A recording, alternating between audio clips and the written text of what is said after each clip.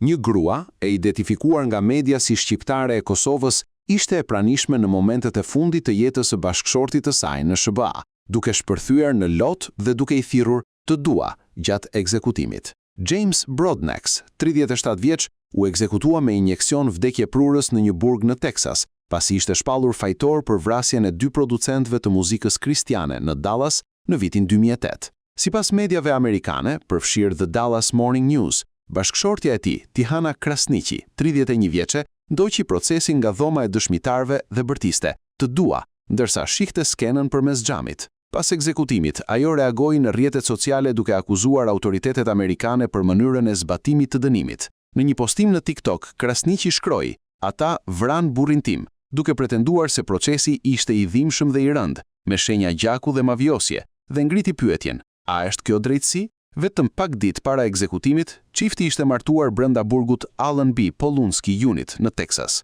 Ata ishin njohur në vitin 2024 përmes letrave, ndërsa Krasniqi, e diplomuar në drejtësi dhe studente e të drejtave ndërkombëtare të njerëzit në Londër, kishte nisur kërkime mbi pabarazit ratësore në sistemin amerikan të drejtësisë. Broadnax ishte dënuar për vrasjen e Steven Swan dhe Matthew Butler. Më vonë, një kushëri i tij pretendoi se ishte autori i krimit, por kjo deklaratë nuk u konsideruar e mjaftueshme për të ndalur ekzekutimin. Ngjarja ka rikthyer debatet mbi dënimin me vdekje në SBA dhe mënyrën e zbatimit të tij, një çështje që vijon të shkaktojë reagime të forta në opinionin publik dhe mediat ndërkombëtare.